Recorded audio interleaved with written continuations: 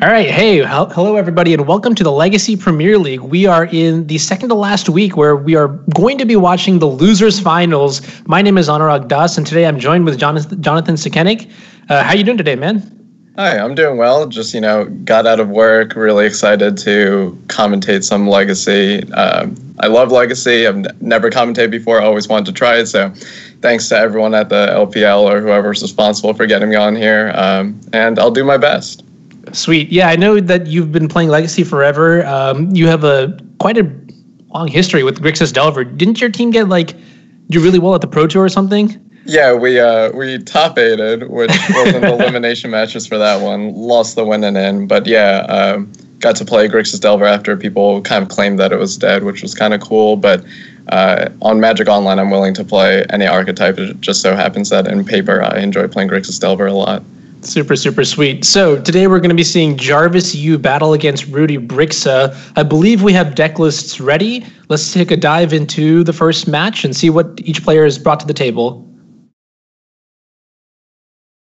And it looks like no stranger to the LPL. Jarvis is playing Blue-White Miracles, which has really been on a tear in the past month or two, just in Legacy in general.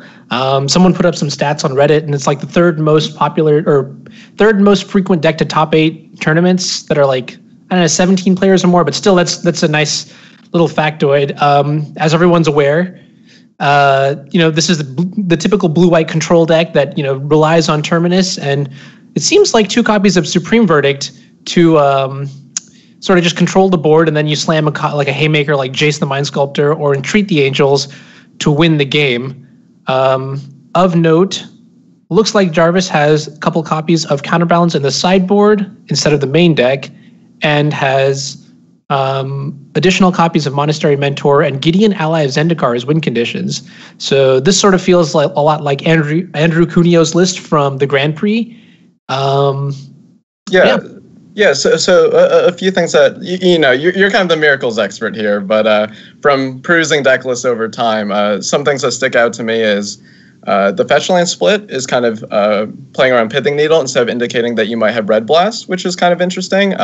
If he believes that he's going to play against Rudy on an archetype that the game might go, longer, this information could be valuable versus the threat of Pithing Needle.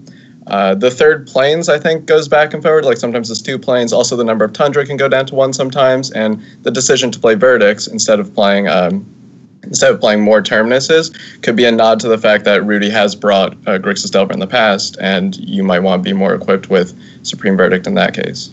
I like that. I like that a lot. So let's take a look at Rudy's list now and see what he's brought to the table for the first match. Okay. Yeah, that's a deck he's familiar with.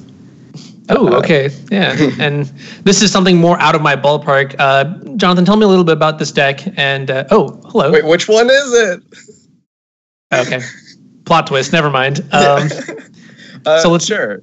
So regardless, blue-black Omnitel. So people are, I'm sure, familiar with the Omnitel archetype of trying to show and tell and omniscience, and then winning with a Cunning Wish package from the board with Firemind's Foresight and whatnot. And thanks, Daniel Moraz. So pretty much the Black Splash here allows you to play discard spells, which kind of acts as pseudo counter magic that allows you to be a little more proactive, but also allows you to kind of go out there, get the information. Like before they could play Gataxian Probe, now they have to play Thoughtseize. So it's a little more proactive. Baleful Strix allows you to have some game in some of the matchups that are trying to beat down, so you can block a Gurmag Angler. Limdal's Vault is a pseudo-tutor, and playing this mix of 2-drop cantrips allows your Firemind Foresight in the sideboard to never be dead on what the 2-drop you're going to get is. The Bitter Blossoms on the board are a little bit more unconventional. I don't believe I've seen big proponents of blue-black Omnitel, including Lejay, who's a European grinder, has been playing a lot of blue-black Omnitel. I haven't seen Bitter Blossom yet, but I assume that can help with the Grixis control matchup. Because they just have Baleful Strix and Snapcaster Mages, and they might even board out Liliana the Last Hope, I'm not sure. The 2 copies of Release the Ants on the board are interesting, but I'm sure he's playing something else that we'll find out later. Yeah, you know what's super spicy is the sideboard copy of Cryptic Command. I don't remember the last time I've actually seen that 4-mana counterspell actually do something in Legacy, but I'm kind of excited. I mean, it's a nice Cunning Wish target, so... Yeah. If I recall correctly, the decision would be between Cryptic Command and Rushing River to help bounce problematic permanents. Okay, yep, that's smart, yeah. Well, in that case, let's go ahead and dive in. Before we do that real quick, though, Jonathan, who do you think is going to win this first match, Miracles against Blue-Black Omnitel? I actually like the side of Blue-Black Omnitel because it feels like they kind of have all the time in the world, but I could see it going either way, but I would give the nod to Blue-Black Omnitel. Perfect. Well, it looks like Rudy has won the die roll here, and let's see if players elect to mulligan. But both players have pretty solid hands. What are your thoughts? Yeah, definitely. Both of them have access to cantrips. Jarvis's is a little more dependent on trying to dig for lands with his cantrips, while Rudy's probably going to take a little bit of time on his. Probably thought seizing here just to be able to get more information, like what if Jarvis chose to play some sort of archetype that was going to leave up Spell Pierce, then he wouldn't be able to get as much information.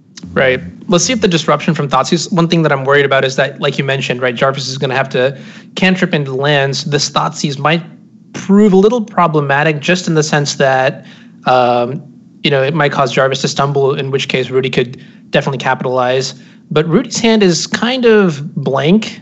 Mm-hmm. And this is an interesting play. Jarvis draws counterspell for the turn, plays a land. Sorry, never mind. Obviously, he's not going to brainstorm yet. Never mind. Sorry, my bad. Yeah. No, it's okay, Miracles expert. You got it. There's not much incentive for Rudy to make a move until he feels like he can beat everything that he knows about in Jarvis's hand. But Jarvis drawing the second land is pretty clutch here. Yeah, that was a pretty nice top deck. Rudy's going to cast an Impulse at the end of turn, probably looking for something to pair with the Show and Tell.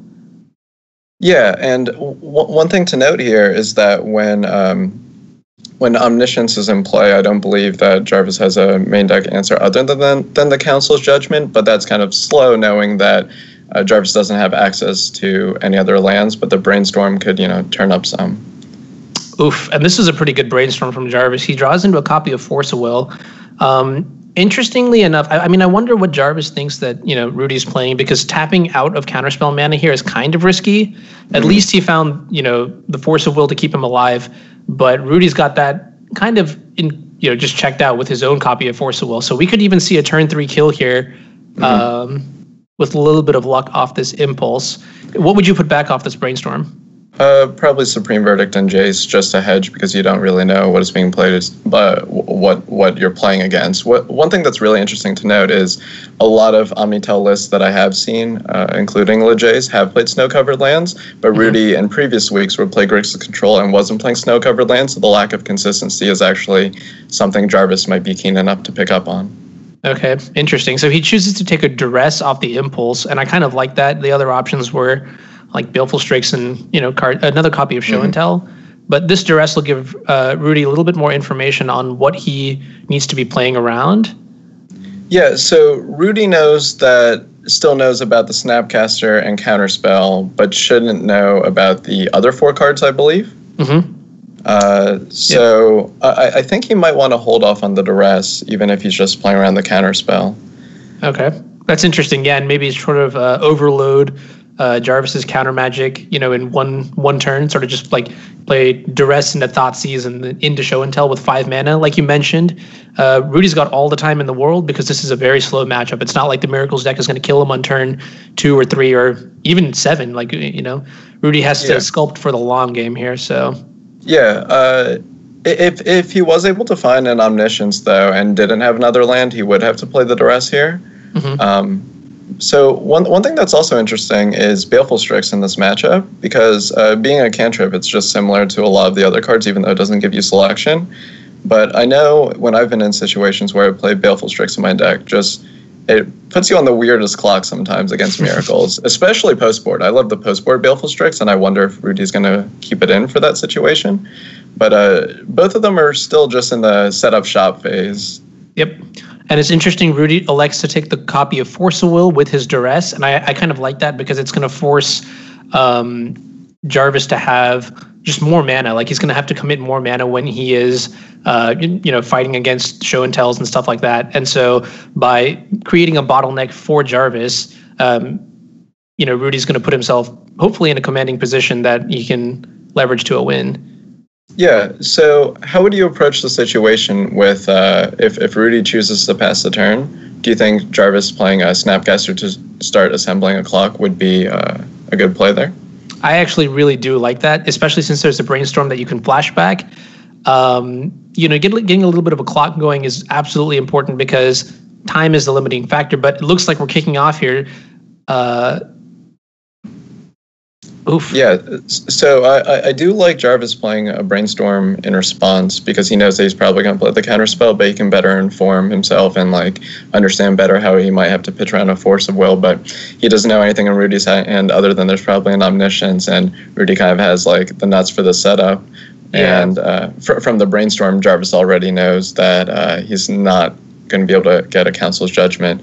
I do forget what if Rudy knows the top card of his deck. I believe there are 2 copies of Emrakul on top of his deck, so I do like that Rudy is going off right now. Yeah, that's a good card to cast next turn.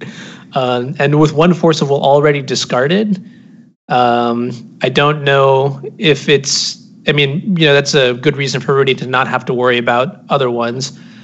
Yeah, pretty much that was the Hail Mary brainstorm, hoping for both land and Council's Judgment, but it looks like this one might be in the bag. Yeah, this is going to be pretty gross. I mean, Rudy is empty-handed, but little does Jarvis know that this empty-handedness is actually a sign of death. Emrakul off the top. Emrakul is the one card that I always say Miracles just cannot deal with, especially when it's hard cast. And you're going to see, Jarvis just going to concede immediately here. So as a Miracles player, how would you sideboard in this matchup given Jarvis's build? So given Jarvis's build, I definitely want to bring in all the counter spells. Removal is definitely not good. So you can see him cutting Swords to Plowshares, probably some copies of Terminus as well. I do like that Jarvis is bringing in the Disenchant. It just gives him more answers to Omniscience in play, especially since there's no Pyroblast in this matchup. Mm-hmm. I think based on the context clues that Jarvis has seen, he's going to wisely put Rudy on playing blue-black Omnitel. And then obviously the disruptive creatures in Vendilion Clique are also a good inclusion. Monastery Mentor makes the cut only because it's better than Entreat the Angels, but I would like to see maybe a couple copies of Surgical Extraction instead, just because of its potential back-breaking effect on the game. Mm-hmm. Yeah, and I'm going to throw this back at you, actually. What do you think about Rudy's sideboarding? Yeah, so I think Rudy definitely, I do like leaving the Baleful Strix for the reasons I outlined, plus it can prevent a Snapcaster Mage or Vendilion Clique from being able to pressure. As for the other components, it's pretty difficult. I mean, you end up being very light on the cards that you can side in because you're devoting a lot of card slots to playing Cunning Wish, but mm-hmm. I think Bitter Blossom might be a decent call if you want to go that route. You do get raced by Monastery Mentor, though, so I could see it going either way. You're not being pressured in the same way as, Grix's control is trying to pressure your hand. Gotcha. So minimal sideboarding, yeah. Makes sense. So it looks like Jarvis is going to mulligan to 6 here, keeping a hand that had sketchy mana requirements, but this hand is much better with a counterspell that you can play on turn 2. Rudy's going to fire off cantrips looking for, I'm guessing, lands, because that's exactly what his hand is missing. Mm-hmm. And one thing to note is this is exactly situation kind of I outlined in the before matchup stuff where he played Marshflats, Jarvis, and Windswept Heath here. Now Rudy knows that he doesn't have to play around Pyroblast, which is kind of a back-breaking effect in this matchup. Right, for sure. And this is interesting. So he's going to cast Brainstorm here. Mm-hmm. And yeah, it's a pretty huge sign of weakness to cast a Brainstorm like that. But he might feel desperate enough.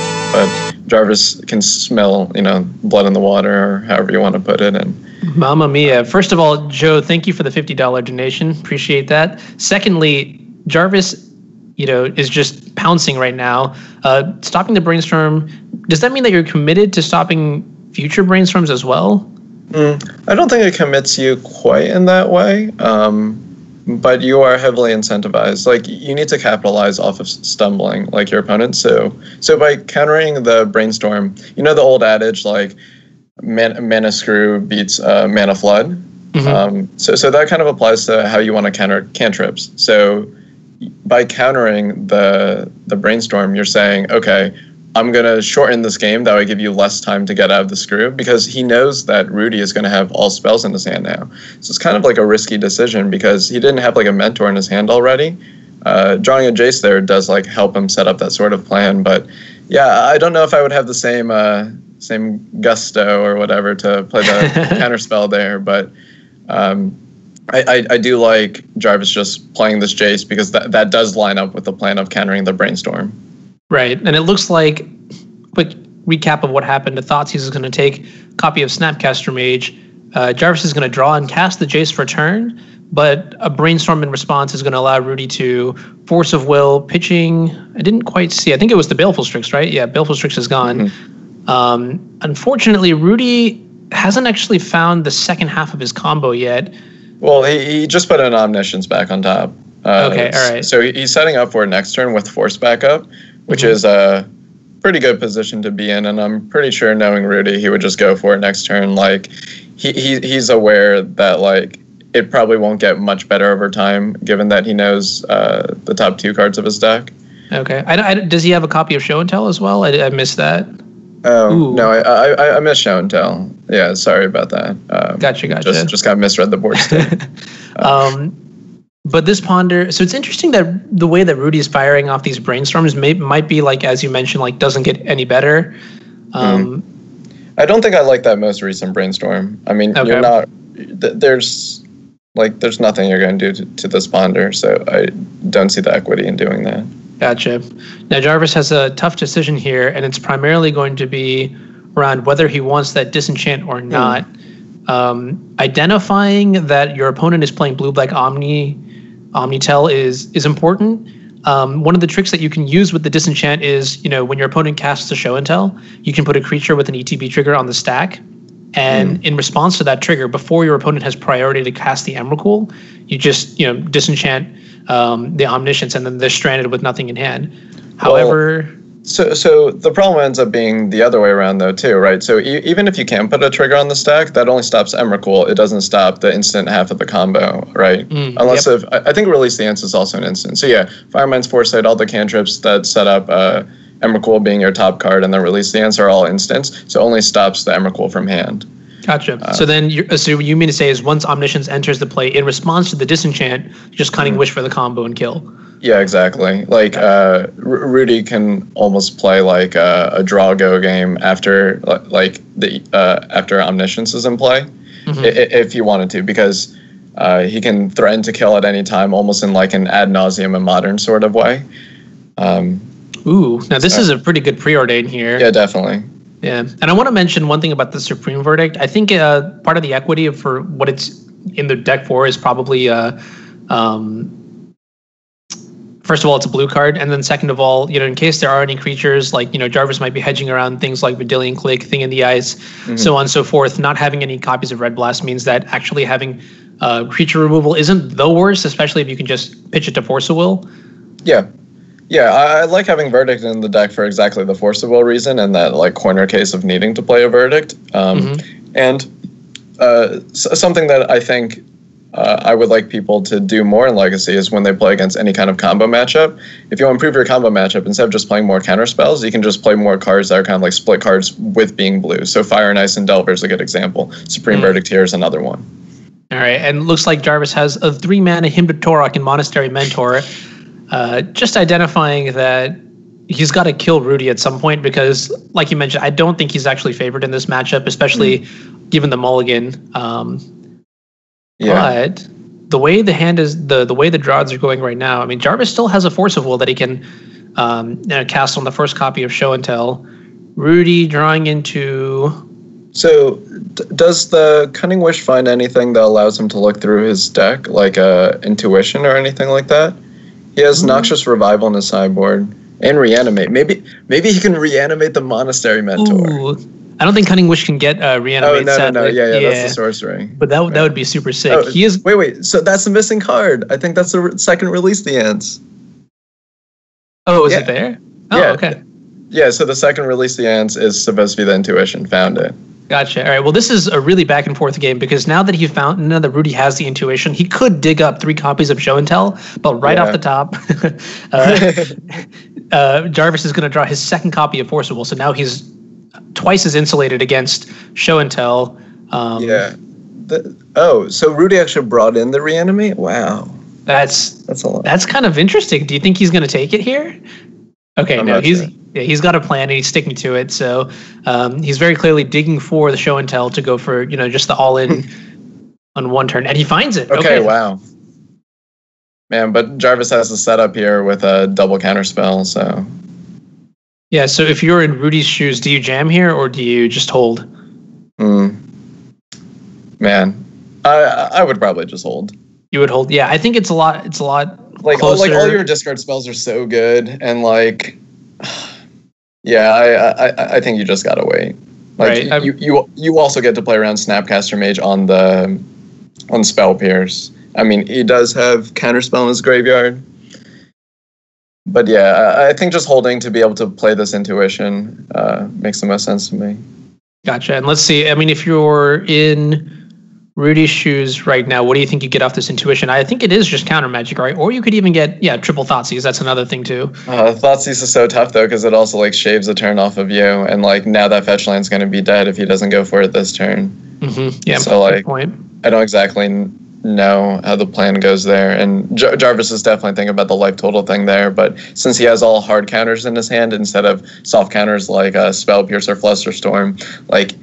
Rudy might not need the fetch land, so he can be like, okay, resolves like you get a 3 attack the Snapcaster, and like, but the delta might just not be necessary. So it's so that's actually kind of that's so multidimensional. Okay, but so the major card that changes it for Jarvis is if you draw Snapcaster Mage, he would have wished that he maybe played a counterspell. I don't even know if that's true. So no matter what, he goes down to only 1 counterspell, and then he would have to draw something that creates a counterspell here. And this is interesting. Yeah, that is interesting. Do you think you would pitch the Supreme Verdict instead if you had the option?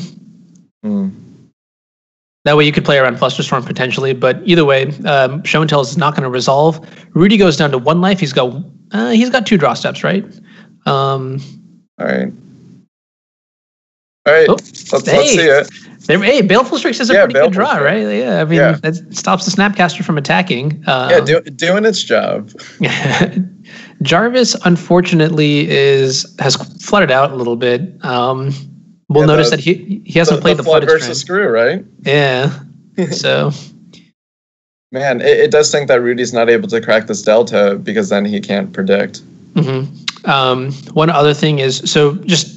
A call back to when I said this is a situation where Surgical Extraction would be very good. Just being able to tag all the Show and Tells out of Rudy's deck means that Rudy would be forced to either win with Baleful Strix Beatdown or I don't know, something else like Hardcast Omniscience. But more lands for Jarvis. Ooh, clutch draw. Yeah, definitely. Yeah, that was very good. I think you play a land here. Yeah, but the problem is like Jarvis can't really make inroads on this board. He needs to draw like another threat or Jason the Mind Sculptor. So Rudy once again is in the position where he just like has a bunch of time and Jarvis can't do anything about it. Yeah, it's kind of unfortunate. Well, I think it's also like Rudy is drawing a lot of setup cards too, so it's not like Jarvis is immediately dead. Starting to feel that way though. he might get a Flusterstorm off this Cunning Wish, some sort of defensive spell, or let me look at the tape.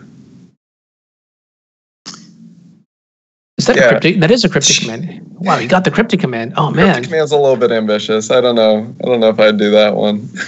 All right, well here it is. Here's the second copy of Show and Tell. Just throwing that at Jarvis, trying to see gut check. Do you have it? And he does. I do think it's good for him to jam there, though, because he already knows about the verdict, and Jarvis chose to do nothing for the last 2 turns. Pretty much the perfect draw for Jarvis, though. And finally, a reasonable draw in Brainstorm. Spell Pierce is actually live in this situation because Rudy is at 1. Yep. So that's pretty good news. Yeah, so the reason why Jarvis is very aggressively playing these Brainstorms here is because if he finds a Jason the Mind Sculptor, he just wins the game from bouncing the Strix. Correct. There's a lot of upside. Yeah, like normally I think he might want to wait like a turn or two. That way, like if he has like the AJ Soccer Brainstorm, I guess you could call it, where he has exactly 2 cards dead in hand and knows what he would want to do to progress his board state. But the fact that there's literally cards in his deck that could just win the game, I do agree with firing off the Brainstorm main phase. One thing that is interesting though is 15 is kind of like a magic life total. Yeah. So I wonder if Jarvis is going to fetch here or not. I mean, now that I think about it, maybe it matters a little bit less because there is a Baleful Strix in place. So that's just like another random upside of this card where now the number to beat is 16. So in this situation, maybe Jarvis should just fetch anyways. And let's see what happens. So Counterbalance is the play with a 4-drop on top that is likely going to get shuffled away. Mm-hmm.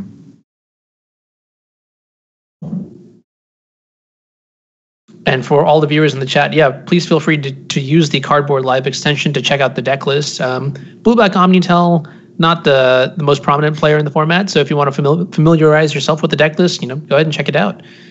And that could be it. Rudy drew a Ponder, but chose not to cast it. I'm assuming he gave Jarvis credit to putting a 1-drop on top. Yeah, Snapcaster is an incredible draw because in conjunction with Counterbalance, it could be like a pseudo, another counterspell with a Brainstorm, or you can just end up playing actual factual counterspell or Spell Pierce. Rudy definitely has to just fire off the script to command, but Jarvis is going to get to Spell Pierce in. Yeah, and I'm kind of curious. I mean, the number of draws that Rudy has is slowly, just disappearing. Thoughtseize is no longer a draw, but I guess there's 4 copies in the graveyard already. Yeah, like he could draw Duress, but the major problem is being able to do anything through this Counterbalance. But now that's resolved, what was the top card revealed? I didn't get to see. It was a Ponder, okay. I believe. Okay, yeah. So Jarvis knows that he's just really able to fight with hopefully what this Brainstorm will be able to turn up and Snapcaster and Spell Pierce. While on Rudy's side, he needs to find another show and tell, but still there's not the most pressure on him right now. Like, yes, if the Strix gets answered by exactly Jason the Mind Sculptor goes badly, but being able to predict Jarvis, right? That makes sense. Yeah, man, that's pretty rad. Yeah, I think in this situation, I almost wonder if it's correct to Spell Pierce this predict just to bottleneck. Yeah, these guys are friends, have known each other for a while, so, all types of talk are welcome here. And Duress off the top is going to be a good piece of interaction to pair with the show and tell should Rudy find it, but he doesn't find it off the Ponder. He's going to shuffle 4 copies of Omniscience in his hand. Kind of funny, slightly funny, ever so funny. So why do you think it was important that Rudy plays the Duress here? Not necessarily in this situation, but it's a good card to have for the turn that Rudy does combo off, or even just sort of alleviate his black mana should he draw like in a second black spell that he needs to play. Yeah, that makes sense. But Jarvis already identifies that the Snapcaster Mage plays game, so correct, right. And based on the draws that he's had so far, I'm glad to see that Jarvis is swapping out some number of Mentors and Planes for Surgical Extraction. I think the Phyrexian spell just does so much more in this matchup. And if we take a closer look at how Rudy is sideboarded, he does have the Bitter Blossoms in now. Interesting. He's got a copy of Forcible in the sideboard.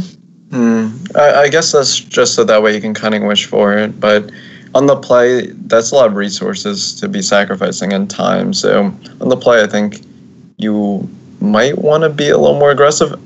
So there's also this thing in the past, and I think it was also Lejay that posted an article in like 2010 or whenever Treasure Cruise was around. I forget, maybe 2014, whatever. But that even in the dark when you play Omnitel, you would want to be on the draw in that environment. And I actually think maybe in this matchup, being on the draw could be like pretty beneficial because you're just spending a lot of time setting up shop. And I think if I were Rudy, I would also choose to be on the draw here. Yeah, there's not enough of that. I usually don't see a lot of players choose to be on the draw in Legacy. Normally, it might happen like if you're playing in Japan and like playing the mirror, like blue-white mirror, but otherwise I almost never see it. So that's a really good point that you bring up that I don't think is often explored. Jarvis is going to go for the aggressive punk you, spell pierce you, or cantrip. He just has to. That's what he signed up for when he kept this hand. I like that analysis. And I guess that makes sense too, right? Because the spell pierce is like a limited, its application is somewhat limited. And also, like you mentioned, this hand screams, use my mana as fast as I can, especially because I only have one land. I have to ponder next turn to find a second land. So real quick, it's like the reverse of what happened last game of the screw versus flood thing. So in this situation, Jarvis already identifies he's the quote like mana screwed player. So he needs to play his cards because the only way he could lose is by like Rudy kind of like being able to have exactly enough to win on a pivotal turn. So by spell piercing the setup cards, he's buying more time, in which case he already knows he has enough resources to really be in this game. Right. And sorry, one sec. It's fine. I got this. All right. Hi, guys. No. So firing off the Thoughtseize is pretty logical here, just from a standpoint of being able to, like, imagine if Jarvis was trying to keep up appearances and was sandbagging like a Monastery Mentor, then Rudy would be able to snag it with the Thoughtseize. But on Jarvis' side, he's gonna, play an AK here, but now that he drew the Force of Will, I think he's allowed to just play Jace the Mind Sculptor and try to brainstorm into another blue card. And Rudy, just has to Force of Will this because he has nothing else really going on for him. So Snapcaster Mage can either hit a cantrip or a discard spell. He already knows a subset of Jarvis's hand, so I think I would actually go for a cantrip because you need to start getting something going. Like, your Snapcaster Mage is a lot different than Jarvis's Snapcaster Mage. Jarvis's Snapcaster Mage is trying to end the game. Now they drew Baleful Strix. Maybe it is a complete role reversal. Maybe, you can have this weird Grixis control plan of attacking with Baleful Strix and Snapcaster Mage, which is definitely something that Rudy's familiar with in the LPL. Yeah, this is interesting. I wonder, it's going to be funny when we see Jarvis probably burning Council's Judgment on a Snapcaster Mage if it just continues like this for a while. Jarvis's draws they're fine. They're not the hottest. A Vendilion Clique is definitely a good card to draw here, though. Yeah, it's like a good card, but I think Rudy has the beatdown plan. Like, it's kind of just like coming together, right? Like when you just draw one Snapcaster Mage or one like Strix, you're kind of just like trying to play that like, like this card already got its value, and then like hopefully the body gets a trade with yours. But when you draw multiple of them, you can just start bringing the beat down. Yeah, just lightning bolt you a turn, and then Thoughtseize to take your answers. And I still have Show and Tell and Emrakul, and like if you don't answer that, like you're just dead too. So I like that it's just another angle of attack. It's part of the power of being able to ponder brainstorm in Legacy, that you get to choose what your roles are based on the velocity that you get to see. So absolutely. Like Rudy got to play Thoughtseize. He got to identify, hey, he has this Council's Judgment in his hand. Well, I could just do this beatdown plan. Like, Rudy consciously chose to keep that Baleful Strix on top of this deck, and it might not be the fastest clock, but it will add up if he draws another Strix. Right. It's already put him down to 15, right? Which we mentioned was the magical number. Yep. But back to the match, Vendilion Clique not going to take anything from Rudy's hand. Jarvis sort of saying, you know what, like, I can handle this. Because you have nothing. But can he? But can he really handle this? Omniscience is the draw for Rudy, and I would be very surprised. Oh, actually, no, there's no way that Rudy actually casts this right now because he knows about the Council's Judgment. Council's Judgment. Yep. Yeah. And a second Vendilion Clique will definitely stem the bleeding from this 1/1 that is just rudely attacking. It's interesting though, because if this Vendilion Clique ends up trading or being at a standoff with this Strix, Jarvis still needs to figure out how to pull ahead, so it would have to be Jace the Mind Sculptor, Monastery Mentor, or another creature. Mm-hmm. And that, once again, just puts Rudy in the position where he kind of just gets a lot of time. Yeah. I do like that Rudy is playing out his lands here just to give him the window to maybe show and tell twice in the same turn if he needs to. It is a little bit unfortunate that he is flooding out here, but... So I actually disagree with playing the Vendilion Click here. So unless if your intention is to attack for a turn and then be okay at a standoff, I like treating Vendilion Click like a pseudo counterspell for show and tell. So if Rudy has exactly one of Omniscience or Emrakul in his hand, then he could just take it at the time in which like Rudy goes for show and tell, and you kind of get to 2-for-1 him that way. Yeah, and now if you recall, last game we saw quad Omniscience. This time, I wonder if we're going to get to quad show and tell. I mean, this is kind of, oh my goodness. Yeah, what's in the yard? Anything sweet? No, not yet. Not yet, but if but Jarvis knows that he has multiple show and tells in his hand, so he'll definitely snap it off if given the opportunity. Oh my god, I am so excited to see that. Let's see. I mean, Rudy obviously has to draw something to pair with the show and tell first. We've definitely seen some of the best surgicals I've seen in a while in the LPL. Was it last week that I got like a bunch of AKs? Yeah, it was.